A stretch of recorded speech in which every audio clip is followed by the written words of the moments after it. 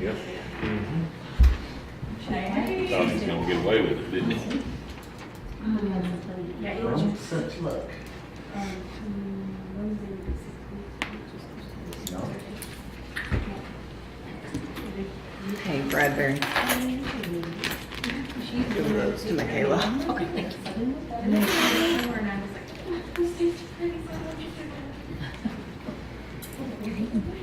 I wouldn't have sat by him either, I'd have said, I'm not gonna. Stacy cut you off, I saw her. Trying to prevent stuff. I got right at 5 o'clock. Welcome to the Norfolk School Board meeting. Opening prayer, Mr. Williams, would you mind doing that? Father, we just thank you for this time. We thank you for all your many blessings that you've bestowed upon us already. We couldn't be gracious enough. Father, we just pray tonight that you give us wisdom, revelation, and guidance, and that you help us to make the best decisions for our school district that we possibly can in your name. Amen. All right, consider previous month's regular and special board minutes.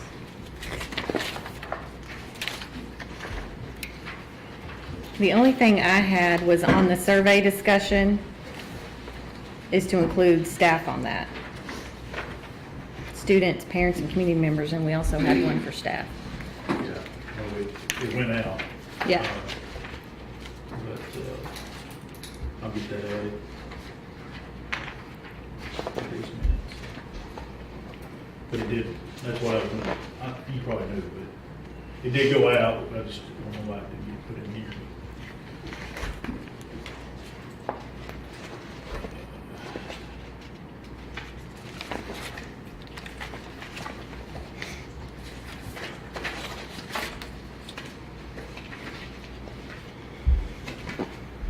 Make a motion to accept those minutes with those changes.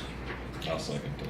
We have a motion and a second to consider the previous month's regular and special board minutes. All those in favor say aye. Aye. Any opposed? Consider financial report and bills.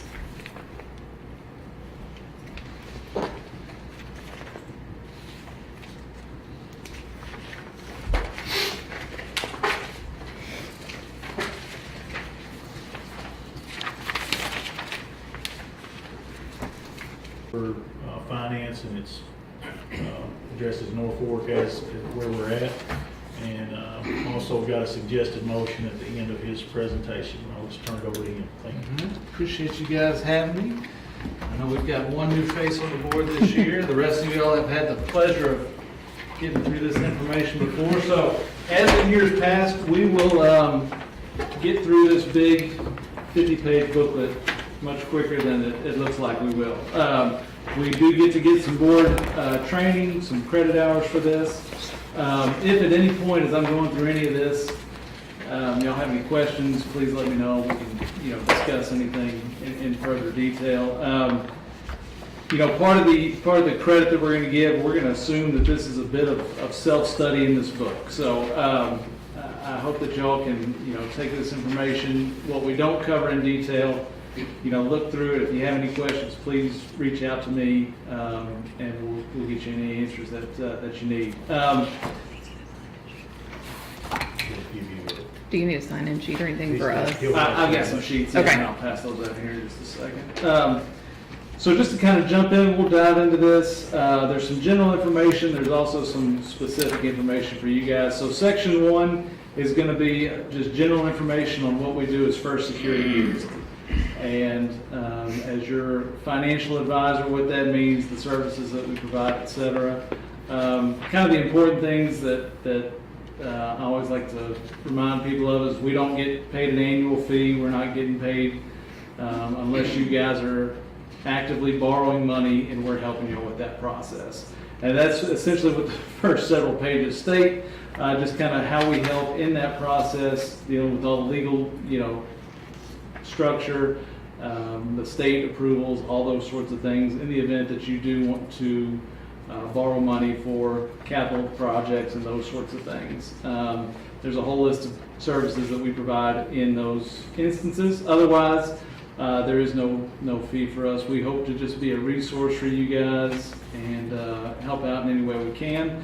Things like this board training, things like your annual election and budget that we provide for you guys every year. There's some filings, regulatory filings we make on your behalf a few times a year. So, things like that, hoping to keep your financial information up to date and you guys well informed, and again, just be a resource for you guys any way that we can. So, like I said, not going to spend a whole lot of time on what I do or what we do unless there's any questions about it. And if not, we'll kind of move on to section 2 and get into some local revenue. So section 2, local revenue, kind of starts out just explaining again what a millage is and how money is raised by a school district at the local level. The only way that a school district can ask for a tax of any kind is a property tax, which is also known as an ad valorem tax. We can't do sales taxes or anything like that. And property taxes are measured in millage. And a mill is 1/10 of a cent on the assessed value of the property. So kind of the formula there is if you take the appraised value of a piece of property, you multiply that by 20% to get to an assessed value, and then for every dollar of assessed value, a mill is 1/10 of a cent. So let's say you had a $100,000 home that was appraised market value of $100,000. Your assessed value on that home would be $20,000, so again, 20% of that. And then a mill would be 1/10 of a cent for each of those $20,000. Kind of the easy way to do that math is to move the decimal point over to the left 3 spots. So if you had a $100,000 home, assessed at $20,000, you would pay $20 in tax per mill. And there's kind of a couple of examples there on kind of that calculation. And then again at the on page 6, it kind of goes through it again at a 39.2 mill rate, which is the state average currently. That's why that's in there. And that gives us just kind of a general overview of what a mill is, how that's calculated from a taxpayer standpoint. A couple of other things on local revenue to keep in mind when we're talking about property taxes. On page 7, there's a little bit of information about the Homestead Act. A good bit of news that we got really in the 23 session, legislative session, and then again in the 24, the fiscal session earlier this year, has to do with the Homestead Credit Act. Basically, every primary residence is eligible for a tax rebate or a credit. They have upped that in the 23 session to $425 per year. They upped that again earlier this year to $500 per year now. And so basically that's a $500 credit off of your home's property tax bill, primary residence only.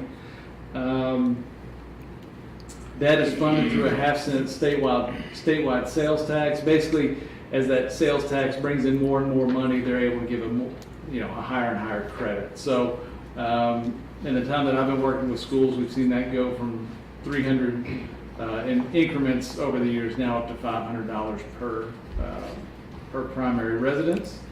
The other big thing about the Homestead Act is the assessment freezes if either of the occupants, either of the owners, in the case of a couple that owns the house jointly, reaches the age of 65, that assessed value for the home can freeze. That doesn't mean that the taxes owed can't change. They can in the event that the millage rate goes down or up. Either way, that could change the tax bill. But the assessed value portion of that equation would be frozen once either person in that primary residence reaches 65. So that's a nice little thing there. Some information on rollback and rollback timeline. That's really not going to be much of a concern. I don't think we haven't seen much rollback outside of Northwest Arkansas in quite a while. Collection timelines, kind of how that works. Again, I would kind of encourage you guys to go through some of that information as you can, as you have a chance, and see if you have any questions about that. I'm going to move forward now to page 12, and we're going to get into a little bit of information related specifically to Norfolk School District. So page 12 starts a few schedules, what we refer to as our financial review. So this is just kind of a snapshot of school district revenues mostly, some expenditures, and then also some state money. But we start out with local revenue here, again, assessed value. We've got a chart that shows what the total assessed value within the school district or your tax base has been over the last several years. The nice thing is you kind of have a nice steady increase, almost 5% average growth per year. You'll notice in the 22 tax year, kind of that line above the blue highlighted line, there was a more significant increase than normal. There was about a 9% increase in that 22 tax year. The total value went from about 75 million to almost 83. That was a reappraisal year. And the only reason I point that out is there was some changes in the 23 legislative session having to do with reappraisal. Generally, those have been 5-year reappraisal cycles for most districts and 3-year cycles for high growth districts. They changed that at the last session that everybody's going to be on a 4-year schedule, whether you're high growth or not. So your next reappraisal will be in 2026. And really what that is, those reappraisal cycles, they take I guess, a more comprehensive look at real estate values and make sure that what they've got on the books is accurately reflective of actual values. And so typically in those reappraisal years, you're going to see a bigger swing than average. It could be up or down, just kind of depending on where market values are at that time, but those are the years that we generally see bigger differences. And again, in 22, that's kind of what we saw with you guys, with a bigger than normal real estate jump in that year. The other thing I point out on this page, as we were talking about kind of millage and how that calculation works from a taxpayer standpoint, it's kind of the same deal from the school district standpoint in that 1 mil, what is that bringing in based on your assessed value? So again, at an $87 million total assessed value for the school district, there's a line down here that says, value of 1 mil at a 94.32% collection rate. That's y'all's average rate, and we'll look at that here in just a second. But that brings in about $82,547 per year in revenue.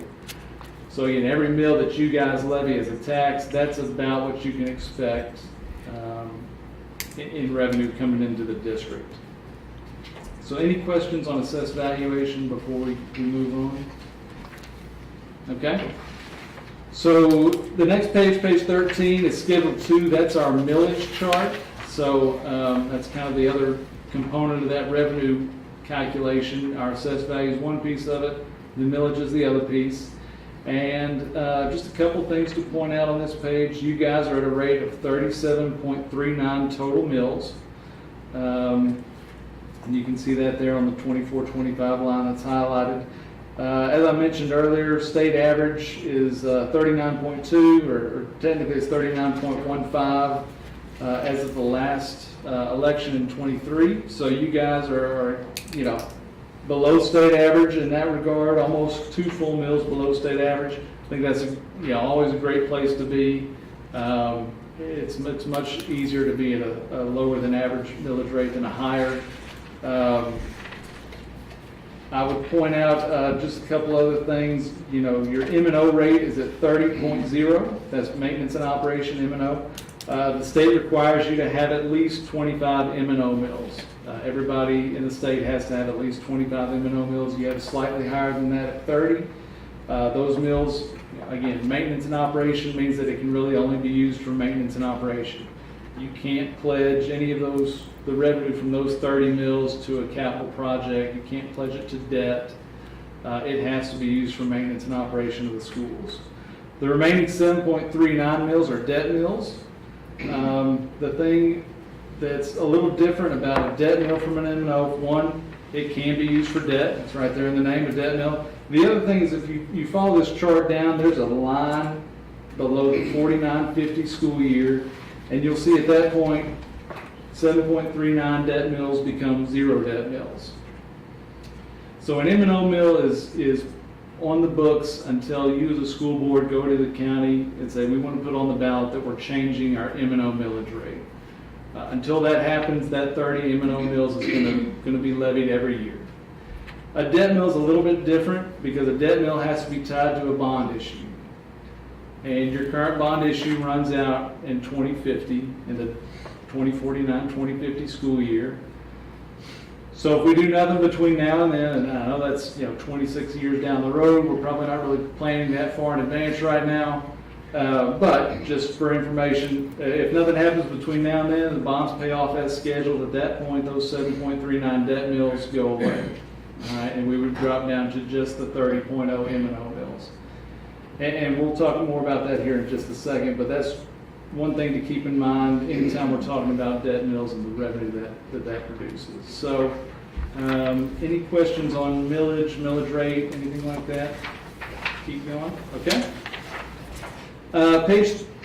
Schedule 3 on page 14, that's just a general look back at tax collection rates within Norfolk School District. Over the last 5 years, there's an average there of 94.32%. That's just slightly below state average, which is generally somewhere in the 95 to 96% range. So y'all are just right there. Kind of no cause for concern at that point.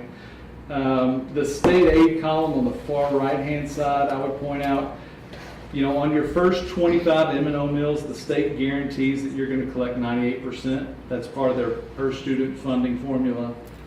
Is that on those 25 M&O mills that you have to have, you're going to get 98% collection. So you can see there they've kicked in that amount of money each school year because those collection rates were below 98%. The thing to keep in mind, and it hasn't happened to you guys in this last 10 years that we're looking at, but if for some reason you collected more than 98% in any year, they would take money back. All right, so that they are again guaranteeing exactly 98% collection on the first 25 M&O mills.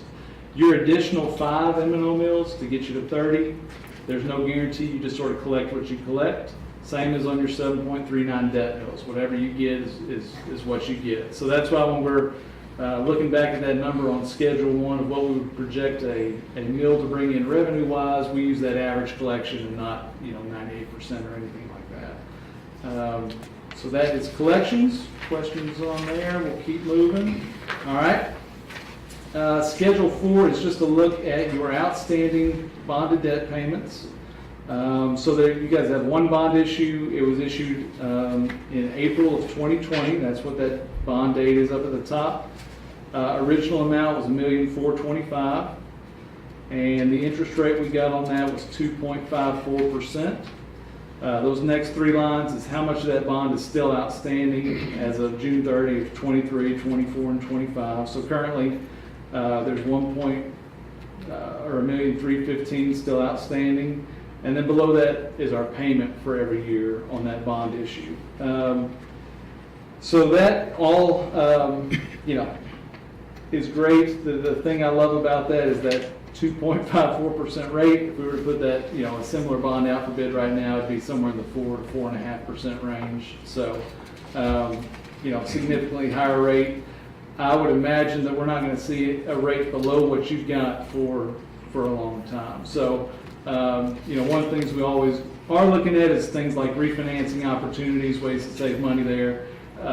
Y'all are at a low enough rate. I don't think there's going to be a chance to do that for quite some time. So that's a positive thing. I love to see that. Is that what we did in 20? I mean, that bond didn't originate in 2020. We had that bond already. We refinanced Yeah, to that. to that rate. Yeah, exactly. All right, questions on the bond? Okay. Schedule 5, non-bonded debt. This is where things like, short-term leases, 10 years and under would go. I think as I was looking through this, I think there was a small little $19,000 original lease that was done maybe in 21 that for some reason did not pull onto this page. Does that sound right, that y'all may have some little lease? I don't think so. Okay, maybe not. Okay, so maybe that's why I didn't pull in, because it's not there anymore. We paid it. Maybe that's it. Okay. So the thing I would point out on this page, down at the bottom, there's a debt ratio calculation. And this this is one of those stats the State Department always keeps up with. Anytime we're doing a bond application, they require this on there. They include it on their debt list that they put out every year for every school district. And all that is a ratio of how much debt you have outstanding, $1,315,000 to your assessed value of $87.5 million. That comes in right at 1.5% for you guys. And just to give you an idea, statewide average changes year to year, but it's typically somewhere between 9.5% and 11%. So again, love to see that you guys are on the lower end of that. You know, I think it's always easier to operate from a position of less debt than more debt, you know. So again, good to see that, so long as that is working. So any questions on that before we keep going? So Schedule 6, bond coverage. So what this is doing is it's calculating how much money is coming in off those 7.39 debt mills. It's taking out how much money you have to pay on that bond payment every year. And then it's telling you how much is essentially, it's referred to as excess debt surplus revenue, or, you know, debt surplus, but really that's by law, that's operating money. The law states that when you have a debt mill, the money that comes in from that, you have to make the bond payment that it's tied to first, and then everything that's left over essentially becomes operating money. And the reason that's important is, you know, one of the things I get asked from time to time is, should we pay off our bond early? You know, if we were in that position, can we do that? And the answer is that may be a great idea, that may not be a great idea. Here's the consideration. You can see right now that bond brings in about 600, or that millage brings in about 610,000 a year. After the bond payment, there's about $540,000 left over.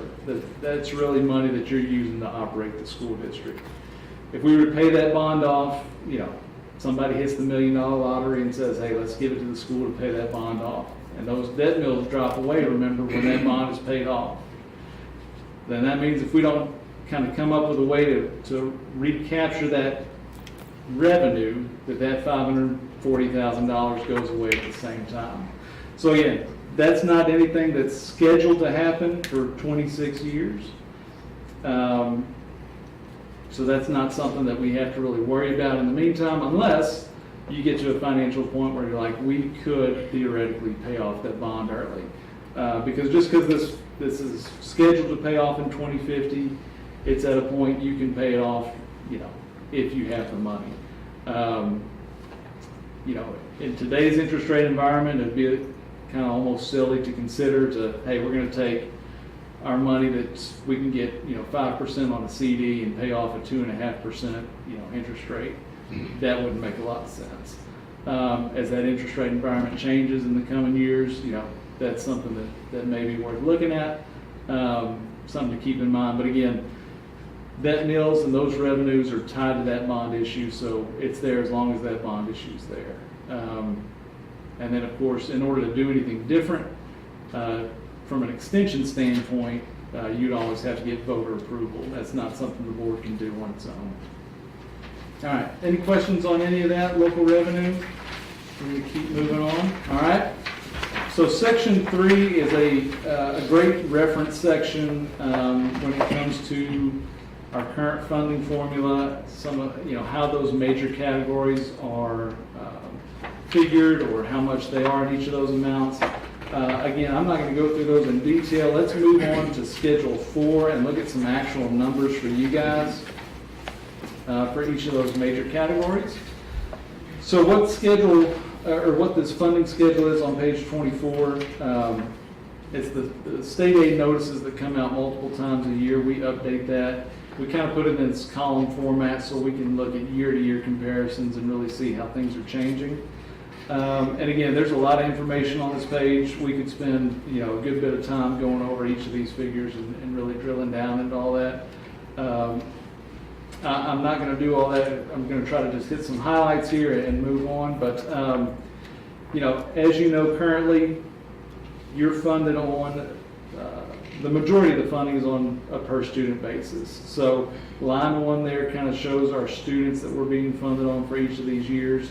You know, in the 24-25 school year that we just started, you're going to be funded on the number of kids that you had enrolled last year on that 3-quarter average, and that was 457.67, which, based on what we see there in those last 4 years at least, is the highest number we've had. Y'all have been in a pretty steady range around that 450 number, and that's fantastic. Kind of starting off this year, are you guys still in that 450, 460? We're at 467. So- now, but it'll end up around 460 probably. Yeah. It's typical to see it start a little high and then kind of work its way back down a little bit. But, every quarter in your first 3 quarters that you're above that 457 number, you'll be eligible for student growth funding within this current year. So there could be a little bit of additional funding coming along with that. Lines 12 and 13 kind of show you how that funding formula works, in that currently per student, the state says there's a guarantee of $7,771 per student. Your 25 M&O mills are the first part of that, and that produces $4,791.83 per student.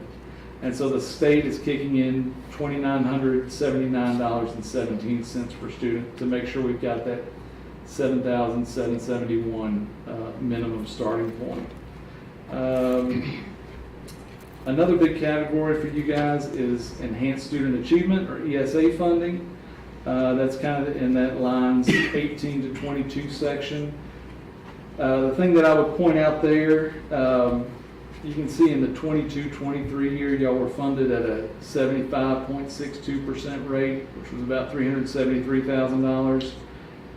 23-24 and 24-25, y'all are below the 70% threshold. And so you can see there's a big drop in that funding amount on line 20. There is a little bit of transitional funding that comes in 22. It's essentially a 3-year phase-in. So last year was $96,000. This year it's about half of that, $50,000. If y'all stay below the 70% mark on that NSLA free and reduced lunch count, that would go to 0 next year, and you just would be around the 150 mark again on ESA funding. So if there is a possibility to get, sometimes it's forms turned in, sometimes it's just, getting people to participate in that count itself, that NSLA count of free and reduced lunches. If it would be possible to get back up over that 70% mark, that would mean some additional funding. It really does fall off a cliff at that point. I mean, it gets cut in half. And I'm sure y'all are aware of that. Just wanted to point that out as one thing.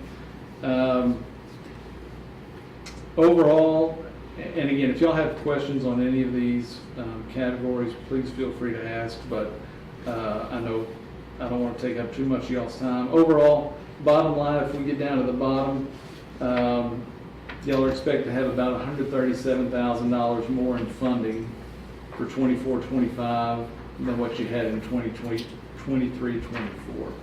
A lot of that comes from the 2% increase in that per student funding amount. Again, last year's was $76.18, I believe. This year, again, it's $77.71. So that helps. A little bit of an increase in your assessment, that helps.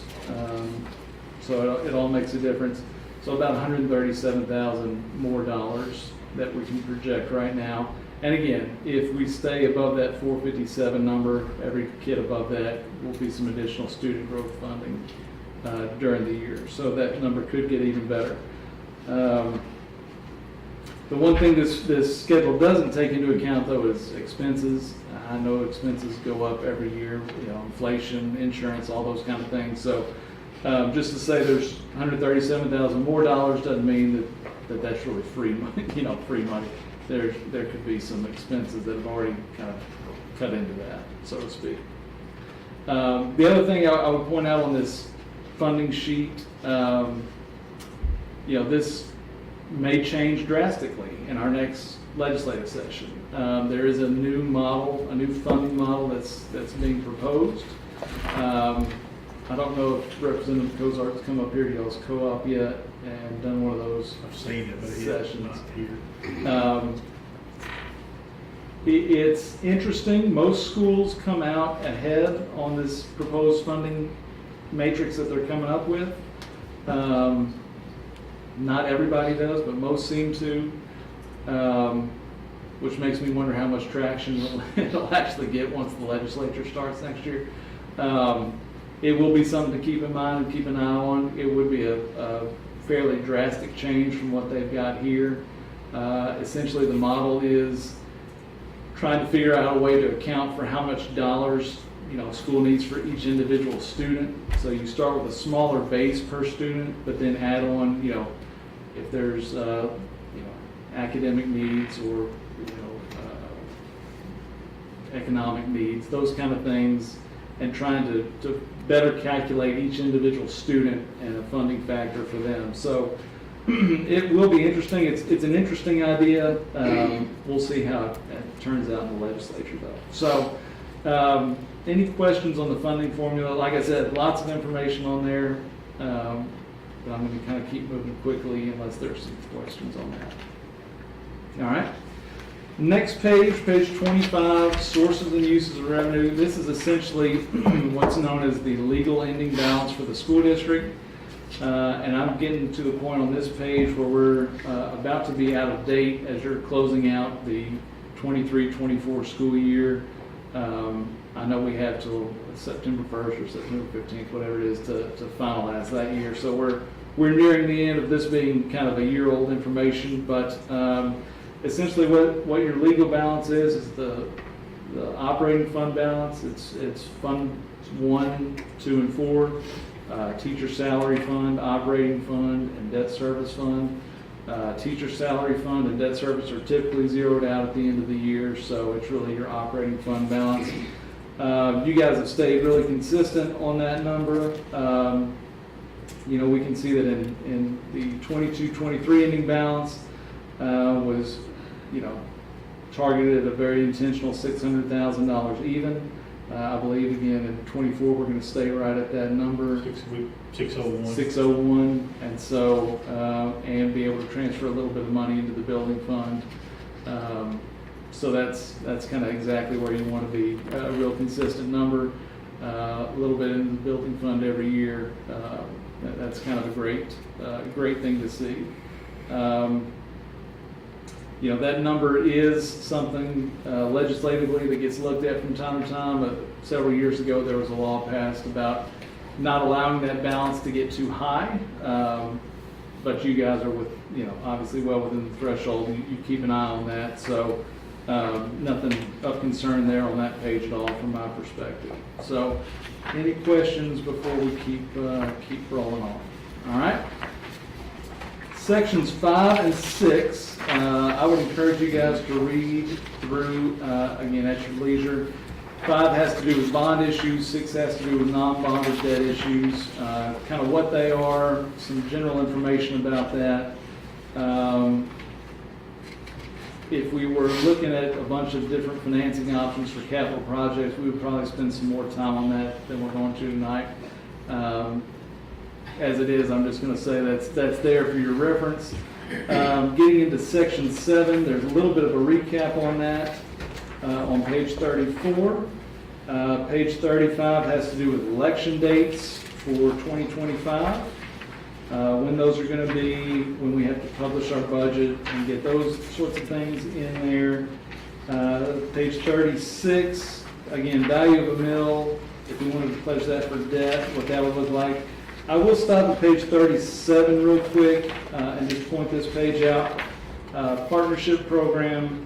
In the event that you guys do have facility needs and projects that the state is willing to partner with you on, your current partnership share is 45.13%, meaning in theory on a approved and funded project, you would only have to come up with 45% of the cost. The state would come up with the other 55% of the cost. And there's a little bit of a caveat to that. I say in theory, while that partnership program has some great intentions, the logistics and reality of it is you end up paying more than your quote share oftentimes, because what the state approves and what you actually have to have often end up being two different things. So they're going to approve you based on what they say is the required minimum, but then when you go to actually build, whatever building or project you're doing, you often need more than a minimum. One kind of example I ran into recently, somebody was building a new high school. They said for their administrative offices, I think they gave them 100 square feet, for their entire administrative offices. Well, that works for one person, but that doesn't work for, a whole administrative staff. So, all the other square footage comes out of your own pocket. So, again, that's in the event that you do have partnership projects and they get funded.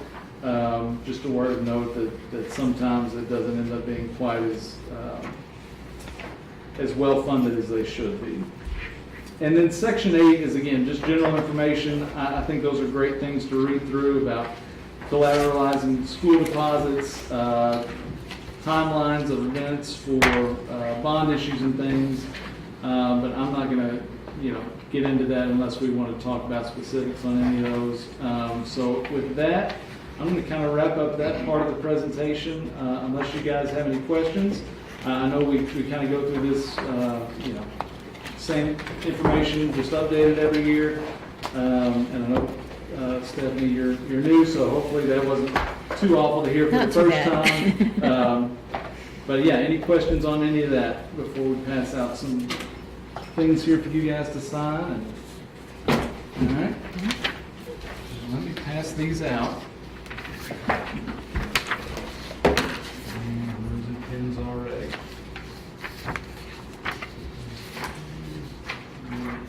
You guys want a pen? I'll always try to bring some pens. Thank you. Absolutely.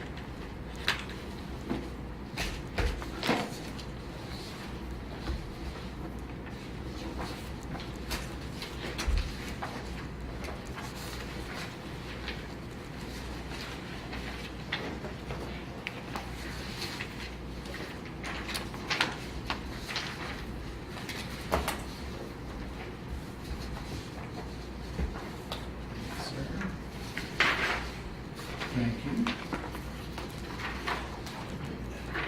Okay. All right, I've got one other thing to pass out here for y'all's consideration. And this is a copy of our, what's known as 3-year financial advisory services agreement. So, why are we discussing this? Why now? So, from our perspective, at First Security Beardsley, as a heavily regulated industry, we are required to have in writing an agreement with any municipal entity that we're giving advice to. Now, generally, what I'm providing, in this board training or anything like that, is considered information and not advice. And you don't really have to have an agreement for advice, for information. But the more specific it gets to Norfolk, the more it becomes a gray area of advice. And if at some point an auditor comes through and looks at, an email between me and Mr. Lane and says, hey, that's not really information, that's advice, and you don't have an agreement in place for that advice, I get in trouble. And so to keep me out of trouble, what we have is this 3-year service agreement. There is no charge with the agreement. So it's free of charge for us to provide services until you guys want to borrow money. Again, as we talked about, the only time that I'm earning a fee from Norfolk is when you guys are in the process of issuing bonds and we're serving as your agent in that enterprise. There is a fee schedule that's attached. It's our standard fee schedule that we've had, at least for the 19 years that I've been working with schools and First Security Beardsley. It's the same fee schedule we have for all of our customers, whether it's, Springdale or, trying to think of one of our small ones, Augusta, or Strong Huddy. So it's based on the amount of the issue.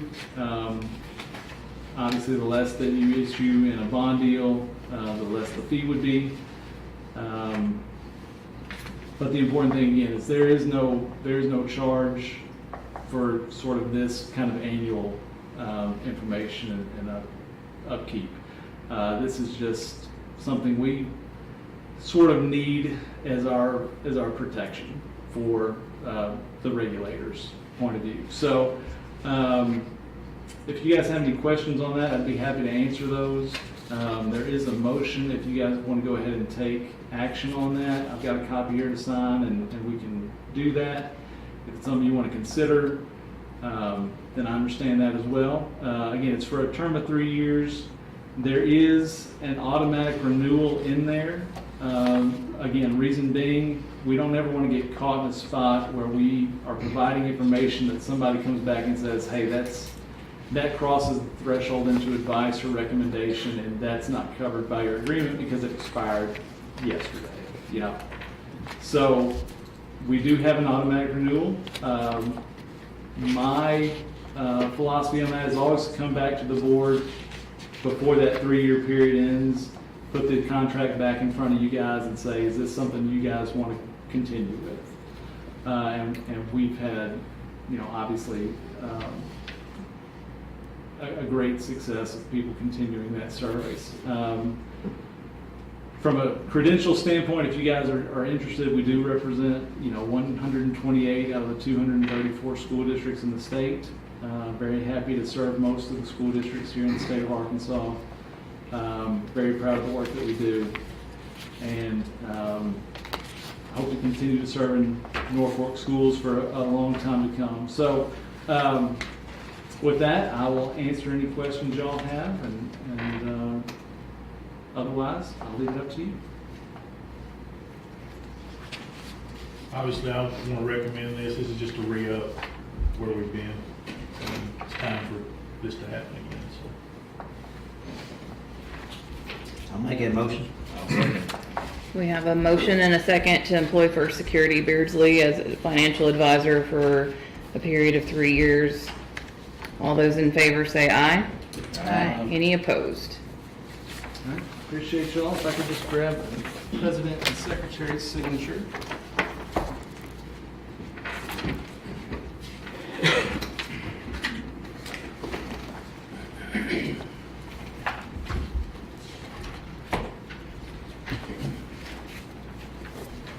Thank you so much. Thank you. Thank you, man. Absolutely. Appreciate it. Always good to see y'all. Always happy to help any way I can. So if there's ever any questions that I can help with, please let me know. Thank you. Thank you. Appreciate all the work you do for us. Absolutely. Thank you. All right, academic update. Ms. Bradbury, Mr. Williams, y'all can go ahead and cover, I know we've met and know what y'all want to discuss a little bit, but anything that goes into the handbook too, if y'all want to take this time to go ahead, and after that, Ms. Martin's got a presentation for the board. You want to go first or me go first? So obviously, we're into our 3rd day of school. I made the changes to the handbook. It's already been uploaded. That was per last time, I think. Final vote was after we made the changes, so it's all uploaded and everything's been kind of went over. We're still going over that during our win time. Having a little fun with that. We actually got some teachers. That's for, I think, what Ms. Martin is in next week or so. We're going to start showing some videos. Ms. Brooke, our teachers have put together to kind of address behaviors. But as far as academic, we still didn't have any scores back from the State Department. We started diagnostic testing this week. That'll carry over probably till right around Labor Day, close to it, to get all those through. Once we do that, we'll start pulling some of those results, and then we'll start utilizing that time as during our win time to do just academic enrichment or RTI during those times. But as far as just actual school reports from the State Department, we don't have any of that yet. I'm still here in September, October, so we'll just see when we get it. I don't really have a lot more to add. I will say, I had Sarah pull our numbers. We have 257 currently enrolled. Again, first 3 days have been wonderful. Things went as smoothly as possible, those first few days. For the haven't lost a child yet. Have not seen anyone in my office yet for discipline issues. No, you Wow. up there. Yeah.